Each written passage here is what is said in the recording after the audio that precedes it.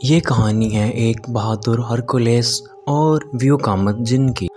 Hercules सुबह सुबह उठकर पहाड़ी पर चढ़ गया। आज ना जाने क्यों इसके दिल को अजीब बेचैनी ने घेर रखा था। रात भी उसने बड़ी ही बेचैनी से गुजारी, क्योंकि न जाने उसको कौन सी बेचैनी लगी हुई थी। वो जैसे ही उठकर पहाड़ी पर पहुंचा तो वहाँ पर एक बंदर बैठा हुआ। हरकुलेस ने बंदर से पूछा, खैर तो है, इतनी सुबह सुबह पहाड़ी पर जो चढ़े बैठे हो। हरकुलेस की बात सुनकर बंदर ने जवाब दिया, नहीं आका, कोई ख़ास बात तो नहीं, लेकिन पता नहीं क्यों आज सारी रात जागते गुजर गई। अजीब बेचैनी लगी रही सारी रात। मेरी भी आज रात आँख नहीं लगी, पता नहीं आज रात क्या ख़ास है जो नींद नहीं आई। ऐसा मेरे साथ उस वक्त होता है जब कोई बहुत ही बड़ा नुकसान होने वाला हो। हरकुलेस ने इसको सारी बात बताई कि कैसे उसकी रात गुजरी। बंदर बोला, जी आका, एक बार पहले भी आपके साथ ऐसा ही हुआ था और अगले रोज़ जंगल के सारे जानवर किसी जहरीली बीमारी का शिकार हो गए। अब तो ऐसा कुछ ना ही हो तो अच्छा है। हरकुलेस ने बंदर से कहा, हाँ यार, ऐसा ही हो, खुदा करे। ये कहकर वो दोनों पहाड़ी से नीचे उतर आए। सूरज निकल आया था और हर तरफ रोशनी फैल रही थी। और फिर रात हो गई और रात का ना जाने कौन सा पहर था कि हरकुलेस की आंख खुल गई। थोड़ी देर तो वो सीधा लेटा रहा, लेकिन फिर उठकर बाहर आ गया। बाहर आकर उसने देखा तो सुर्ख आंधी का बहुत ही तेज तूफान चल रहा था।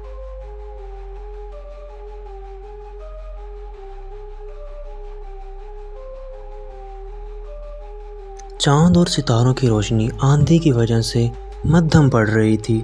हरकुलेस ने ऐसी खौफनाक आंधी पहले कभी नहीं देखी थी। वो हैरान होकर आसमान की जानिब देख रहा था। इसे कुछ समझ नहीं आ रही थी कि ये सब कुछ क्या हो रहा है। अचानक से एक सितारे की चमक बहुत तेज़ हुई और इस सितारे में से आग के शोले निकलने लग गए।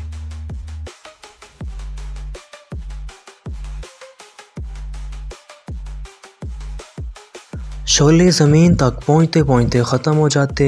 हरकुलेस बेहद परेशानी से सारा मंजर देख रहा था। आंधी बहुत ही तेज़ थी। जानवर भी अपने ठिकानों में खामोश बैठे थे। शायद वो भी इस खौफनाक आंधी से खौफज़दा हो गए थे। हरकुलेस ने बहुत कोशिश की कि इस खौफनाक आंधी को समझ सके, लेकिन कुछ समझ ना आया तो वो वापस अपनी झोंपड़ी में चला गया। थोड़ी देर बाद आंधी खुद ही बंद हो गई, लेकिन हरकुलेस को फिर नींद नहीं आई। अगली सुबह जंगल का बादशाह, जो कि शेर था, वो गायब था। वैसे तो शेर जंगल का बादशाह था, लेकिन हुक्म तो सिर्फ हरकुलेस का ही चलता था। हरकुलेस तमाम जानवरों का बहुत ख्याल रखता था और वो जानवरों की बोली भी समझता था। इस वक्त भी वो शेर के गायब होने पर बहुत परेशान था। हरकुलेस ने इरादा किया कि आज रात वो पूरी जाग कर गुजारेगा और देखेगा कि आखिर क्या मामला है। चुनांचे हरकुलेस ने तमाम जानवरों को हिम्मत और हौसले के साथ रहने का हुक्म दिया, क्योंकि वो सब डर चुके थे। तकरीबन आधी रात गुजर जाने के बाद हरकुलेस को लगा जैसे एक साया सा गुजर गया हो। हरकुलेस ने साये के पीछे चलना शुरू कर दिया। एक दो बार साये ने वापस मुड़कर देखा तो हरकुलेस झाड़ियों के पीछे छुप जाता, ताकि साया हरकुलेस को देख ना सके। साया एक जगह रुक गया। हरकुलेस दरख्त के पीछे खड़ा होकर सारा मंजर देख रहा था। साये ने एक जलती हुई लकड़ी जादू के ज़ोर से हासिल की और ज़ोर से बोला, ए लकड़ी, मुझे बता कि मैं आज व्यूकामत जिन के लिए कौन सा शिकार करूं। कल तो मैंने जंगल का शेर इनकी खिदमत में पेश किया था, जिसे उन्होंने बड़ी खुशी से भून कर खाया। आज के लिए मुझे समझ नहीं आ रहा कि क्या शिकार करूं। लकड़ी जलना बंद हो गई और बोली, आज जिन के लिए कुछ ना ही शिकार करो तो अच्छा है, क्योंकि बुध के दिन अगर जिन कुछ खा लेगा तो इसकी ताकत में कमी वाक़या हो सकती है। इसलिए तुम आज शिकार ना करो। कल जुमेरात है, कल तुम चीते का शिकार करके जिन की खिदमत में हाजिर करना। वो बहुत खुश होगा और तुम्हें साये से इंसान बना देगा। साया ये सुनकर खुश हुआ और फिर अचानक गायब हो गया। लेकिन जिस लकड़ी को इसने जादू के ज़ोर से हासिल किया था, इसे दोबारा गायब करना भूल गया। यही मौका था कि हरकुलेस के लिए फ़ायदा उठाने का, चुनाचा हरकुलिस ने वो लकड़ी उठा ली। हरकुलिस लकड़ी लेकर अपनी झोपड़ी में वापस आ गया। हरकुलिस ने लकड़ी को आग लगाई तो लकड़ी में से आवाज़ आई। हरकुलिस को पूरी उम्मीद थी कि इस लकड़ी की मदद से वो जालिम जिन का मुकाबला कर सकता है और अपने जंगल को बर्बाद होने से बचा सकता है। हरकुलिस बोला, ए लकड़ी, मुझे व्यू कामा जिन के बारे में कुछ बताओ। लकड़ी में से आग निकलना बंद हो गई और आवाज़ आई, वो एक बहुत बड़ी जिसामत का जिन है जो तमाम जिन्नों का सरदार है। कोई भी इसके आगे आवाज़ नहीं निकाल सकता। इस जंगल के जानवरों को वो इसलिए खा रहा है क्योंकि आहिस्ता आहिस्ता इसकी ताकत कम हो रही है और अब बूढ़ा हो चुका है।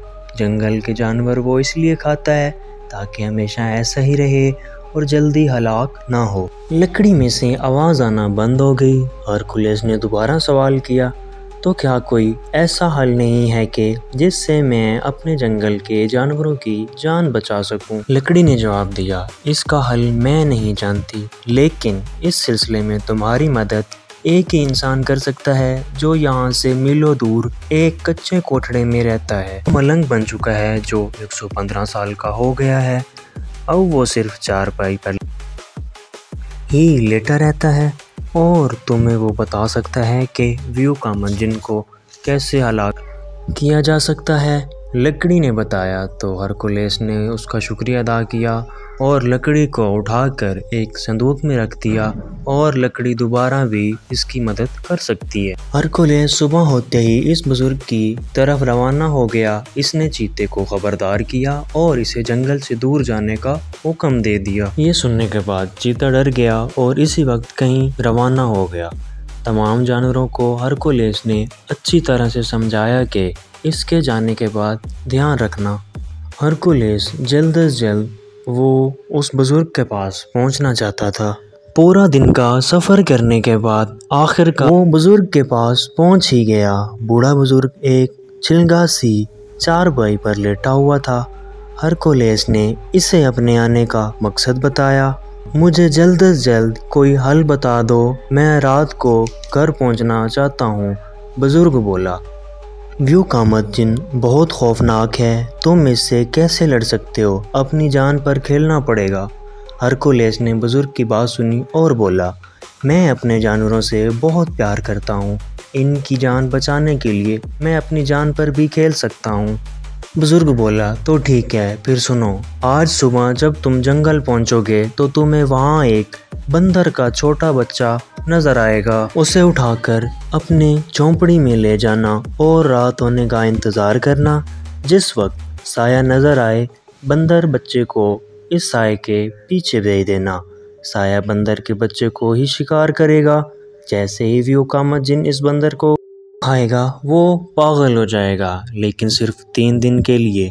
इन 3 दिनों में तुम अगर इसे हलाक ना कर सके तो फिर से ठीक हो जाएगा और इसकी ताकत पहले से कई गुना बढ़ जाएगी, इसलिए सब जल्दी करना। बुजुर्ग की बात सुनकर हरकुलिस बोला, अब मुझे इसे हलाक करने का तरीका समझा दें। बुजुर्ग ने कहा, जो तुम्हारे पास जादू की लकड़ी है, इससे कहना कि मुझे जिन के महल में ले चलो, वो तुम्हें वहाँ पहुँचा देगी। तुम इससे एक तलवार भी मांग लेना। फिर जैसे ही पागल जिन तुम्हारे सामने आएगा, तुम मुकाबले के लिए बिल्कुल तैयार होना। वो बहुत घुमा कर वार करता है, पागलपन में वो लड़ाई ठीक करेगा। बस तुम ज़रा ये ध्यान रखना, जब वो तुम पर 3 वार कर चुके तो तुम सीधा वार इसकी बाईं आंख पर करना। वो अंधा होकर गिर जाएगा। जैसे ही वो गिरे, तुम इसकी दूसरी आंख में तलवार की नोक घुसा देना। वो बहुत तड़पेगा और तुमसे माफ़ियाँ मांगने लगेगा। तुम इसकी बातों में बिल्कुल ना आना और तलवार पूरे ज़ोर से इसके दिल पर मारना। वो हलाक हो जाएगा। इसके हलाक होते ही इसकी तमाम शैतानी ताकतें भी ख़त्म हो जाएंगी। बस तुम ज़रा सा ध्यान के साथ सब कुछ करना। बुजुर्ग ने हरकुलिस को सारी बात बताई तो हरकुलिस ने कहा, ठीक है, अब मैं चलता हूँ। मुझे जल्द से जल्द ये काम करना होगा ताकि मेरा जंगल तबाह होने से बच जाए। हरकुलिस ने बुजुर्ग का शुक्रिया अदा किया और झोंपड़ी से निकल आया। सुबह होते ही हरकुलिस जंगल पहुंच गया और वाकई वहां पर एक बंदर का छोटा बच्चा बैठा था। हरकुलेस ने बच्चे को उठा लिया और अपने झोंपड़े में आ गया। वो काफ़ी थक चुका था तो वो आराम करने के लिए लेट गया। उसको नींद आ गई। आखिरकार रात भी हो गई। रात का आखिरी पहर था कि वो साया जैसे ही गुजरा, हरकुलेस ने बंदर के बच्चे को इसके पीछे भेज दिया। जैसे ही साया ने बंदर का बच्चा देखा, इसने बंदर के और वापस गायब हो गया। व्यूकामत जिन ने बंदर के बच्चे को खा लिया और बंदर को खाते ही व्यूकामत जिन पागल हो गया। सभी जिन हैरान थे कि आखिर इतने बड़े जिन को अचानक क्या हो गया। किसी को कुछ समझ में नहीं आ रहा था कि आखिर मसला क्या है। जैसा कि उन बुज़ुर्गों ने हरकुलेस को बताया था कि लकड़ी की मदद से तुम वहां पहुंच सकते हो, तो वो लकड़ी लेकर वहां पर पहुंच गया, एक भारी तलवार लेकर। वहाँ बहुत से जिन पहरे पर खड़े थे। हरकुलेस इनसे बचता बचाता आखिरकार व्यूकामत जिन के पास पहुंच ही गया। वो जल्द से जल्द इसका खात्मा करना चाहता था। व्यूकामत जिन वाकई में बहुत बड़ा था। इस वक्त वो पागल ही लग रहा था। हरकुलेस को सामने देखकर वो गुस्से से झिंगाड़ता हुआ दौड़ा और ज़ोरदार वार किया, लेकिन हरकुलेस फुर्ती से एक तरफ से दूसरी तरफ हो गया। जिनको ये देखकर और भी गुस्सा आ गया। इसने फिर पूरे ज़ोर के साथ एक वार और किया। इस बार भी हरकुलेस जल्दी से एक तरफ से दूसरी तरफ हो गया। जिनका वार खाली चला गया। जिनका गुस्सा बहुत ही बढ़ गया। इसने तीसरा वार बहुत ज़ोर के साथ किया, लेकिन हरकुलेस इससे भी ज़्यादा चालाक था। वो फिर एक तरफ को हो गया। जिनका ये वार भी खाली ही चला गया। इस बार हरकुलेस की बारी थी। इसने पूरे ज़ोर के साथ पहले ही वार किया था कि जिनकी आंख बाहर निकल आई। वो एक आंख से अंधा हो गया और घबराकर ज़मीन पर गिर गया। ज़मीन पर वो अभी गिरा ही था कि हरकुलेस ने जल्दी से दूसरी आंख पर वार कर दिया। अब तो जिन की खौफनाक चीखों से पूरा महल कांप गया। हरकुलेस ने तलवार के वार से उसके दिल पर वार किया। जैसा कि उसको बुजुर्ग ने बताया था, जिन हलाक हो गया। उसके हलाक होते ही पूरा का पूरा महल गिरने लग गया। सब जिन गायब हो गए। हरकुलेस उस महल से जल्दी से बाहर आ गया। पूरी की पूरी जादू नगरी जैसे भूचाल आ गया हो, इस तरह से तहस नहस हो गई। जिन के ख़त्म होते ही तमाम तर शैतानी ताकतें बिल्कुल ही ख़त्म हो गईं।